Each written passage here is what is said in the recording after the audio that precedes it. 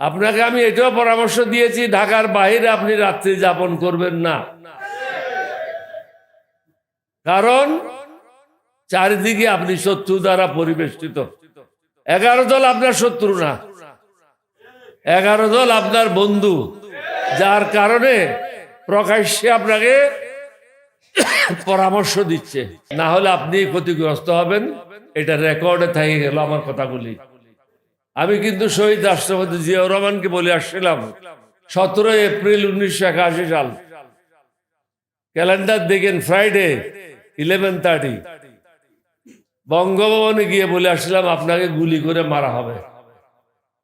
উনি আমাকে জিজ্ঞাসা করেছিলেন কে মারবে, আমি তো ওটা আমি জানি না, কিন্তু মারা হবে এটা ঠিক। সর্বশেষ ওনার সাথে আমার বৈঠক হয়েছিল 22 মে। তখনই আমি বলেছিলাম একটি কথা, আপনাকে হত্যা করার জন্য পরিকল্পনা হয়ে গেছে। 2018 সালের নির্বাচনে হাসিনার কাছ থেকে টাকা নিয়েছে, তারা আপনার দলের লোক। আপনি যদি জানতে চান আমার সাথে কথা বলেন, আমি বলে দেব কে কত কোটি টাকা নিয়েছে, কোন ভাষা থেকে নিয়েছে। মাননীয় প্রধানমন্ত্রীকে বলবো, আপনি এই যাবৎ অনেকগুলি পদক্ষেপ নিয়েছেন যেগুলি আমরা সমর্থন দিয়েছি। বিশেষ করে আপনার ভিজিট চায়না বা মালয়েশিয়া, এগুলি নিয়ে সংসদে আলোচনা হয়েছে, সর্বসম্মতিক্রমে আপনাকে সমর্থন দিয়েছে। কিন্তু ভারতীয় মিডিয়া কি বলছে যে ভারত আসে নাই। ভারত এটা হাসিনার তীর্থস্থান ছিল, আমাদের তীর্থস্থান না। আমাদের যেখানে প্রয়োজন হবে সেখানে আমরা যাব। দেশের প্রয়োজনে যেখানে যেতে হয় সরকার সেখানেই যাবে। মাননীয় প্রধানমন্ত্রীকে আমি অনেকগুলি কথা বলেছি, আগেও বলেছি, আজকেও বলে যেতে চাই, আপনি চতুর্দিকে শত্রু রেখে দেশ পরিচালনা করতে পারবেন না। আমরা হলাম আপনার প্রকাশ্য শত্রু, যা বলছি মাইকে বলছি, কিন্তু আপনার আশেপাশে যারা আছে তারা হলো অপ্রকাশ্য শত্রু। অনেকে আছে যারা বিদেশ থেকে টাকা পায়, বিদেশ থেকে তাদেরকে পরামর্শ দেওয়া হয় এবং আপনাকে বিপদগামী করে। আপনার প্রথম এবং প্রধান কাজ হচ্ছে বাংলাদেশে যারা বিদেশি গুপ্তচর আছে তাদেরকে বের করা। তাদের দ্বারা আপনি ক্ষতিগ্রস্ত হচ্ছেন, দেশ ক্ষতিগ্রস্ত হচ্ছে। এখানে যে সংস্কারের কথাগুলি হচ্ছে, আমার মনে হয় বেগম জিয়ার ছেলে হিসেবে, শহীদ রাষ্ট্রপতি জিয়ার ছেলে হিসেবে এটা উদ্যোগ নিয়ে আপনার করা উচিত। আপনি ইতিহাসের একজন নেতা হয়ে থাকেন, এটার আপনার ক্ষতি হওয়ার কিছু নাই। শুধু একটা জায়গায় আপনার অসুবিধা হইতে পারে যে আপনি প্রধানমন্ত্রী থাকলে দলের প্রধান থাকতে পারবেন না। এটা ছাড়া আমি কোনো জায়গায় আর কোনো সমস্যা দেখি না। ওটা নিয়ে আপনি আলোচনা করেন 11 দলীয় কোজোরের সাথে। বাকিগুলি যত তাড়াতাড়ি সম্ভব সংসদে আপনি এগুলি পাশ করে দেন, কারণ এগুলি যদি পাশ না করেন আপনি ক্ষতিগ্রস্ত হবেন। এখানে পরিষ্কার ভাষায় প্রত্যেক বক্তা একটা কথা বলে গেছেন যে আমরা ক্ষান্ত হওয়ার পাত্র নই। হয়তো আলাপ আলোচনার মাধ্যমে হবে, না হলে বল প্রয়োগের মাধ্যমে হবে।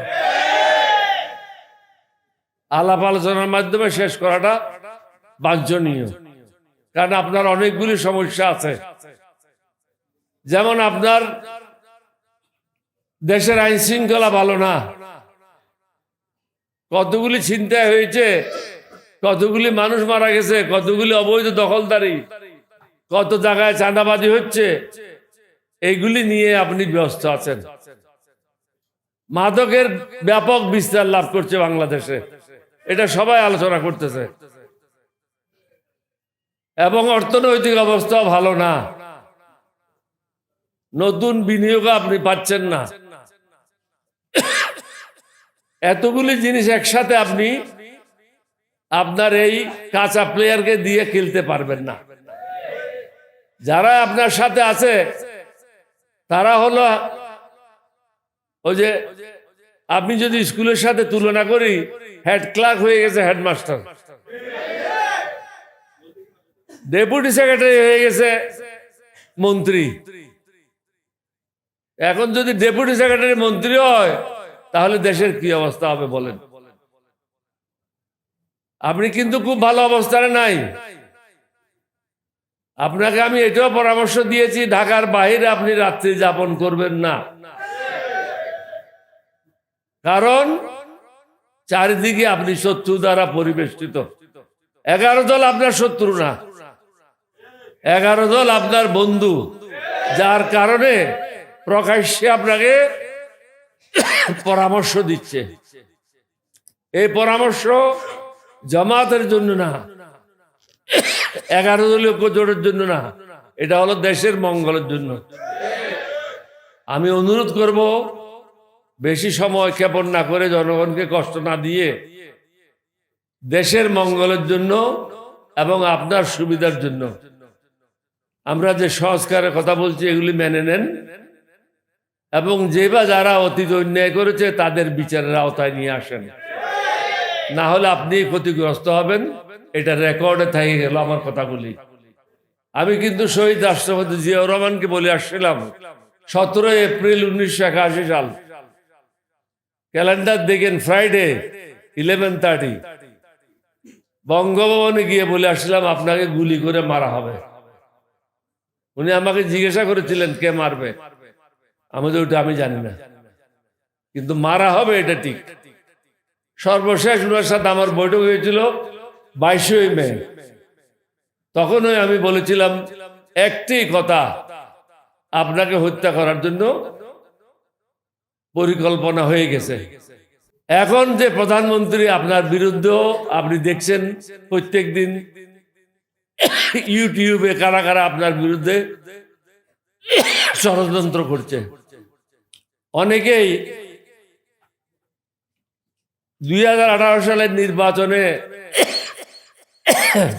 হাসিনার কাছ থেকে টাকা নিয়েছে, তারা আপনার দলের লোক। আপনি যদি জানতে চান আমার সাথে কথা বলেন, আমি বলে দেব কে কত কোটি টাকা নিয়েছে, কোন বাসা থেকে নিয়েছে। সুতরাং যারা আগের স্বামীটার সাথে বেইমানি করবে না, আপনি হলেন দ্বিতীয় স্বামী, তারা প্রথম স্বামীর সাথে বেইমানি করবে না। আপনাকে সতর্ক থাকতে হবে, এবং আমরা যেটা চাই, পুরা জাতি যেটা চায়, সেটা আপনাকে অবশ্যই করতে হবে। এটা না করলে আমরা আপনাকে বল প্রয়োগ করে এটা করার জন্য ব্যবস্থা গ্রহণ করব। সুতরাং এখন এটা আপনার বলটা আপনার কোর্টে, এটা আপনি কিভাবে করবেন এটা আপনার সিদ্ধান্ত নেন। অর্থনৈতিক অবস্থা ভালো না, আইন শৃঙ্খলার অবস্থা ভালো না, শিক্ষার পরিবেশ ঠিক নেই, স্বাস্থ্য সেবা ভঙ্গুর, চারিদিকে হাহাকার, গরিব মানুষেরা যাদের নিত্য প্রয়োজনীয় দ্রব্যমূল্যের ঊর্ধ্বগতির কারণে সুন্দরভাবে জীবিকা নির্বাহ করতে পারছে না। কিছু লোক আমাকে বলেছে আজকে একটা কথা বলার জন্য, সেটা হলো পেনশন। কত বড় অন্যায় কাজ! আপনি প্রধানমন্ত্রী হিসাবে গত 15 বছরে যে সমস্ত অফিসারদেরকে বের করে দেওয়া হয়েছে চাকরি থেকে অন্যায়ভাবে, তাদেরকে আপনি প্রমোশনও দিচ্ছেন, টাকাও দিচ্ছেন। কিন্তু একটা বিষয় আপনি দেখেন নাই, হাসিনার আমলে বা এর আগে যারা 100% পেনশন বিক্রি করে ঘরবাড়ি করেছে, আখের গুছাইছে, তাদেরকে পুনরায় 100% পেনশন দেওয়া হয়েছে। এটা চরম অন্যায়। অথচ যারা 50% বিক্রি করেছে তাদেরকে 100% দেওয়া হয়নি। যারা 100% বিক্রি করেছে তাদেরকে 100% দেওয়া হয়েছে।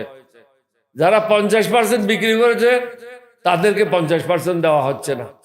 আমি অনুরোধ করব আপনি এই বিষয়টাও দেখেন, কারণ আমরা চাই মানবতার বাংলাদেশ, সুশাসনের বাংলাদেশ, এবং সকলের জন্য একটা সুন্দর বাংলাদেশ।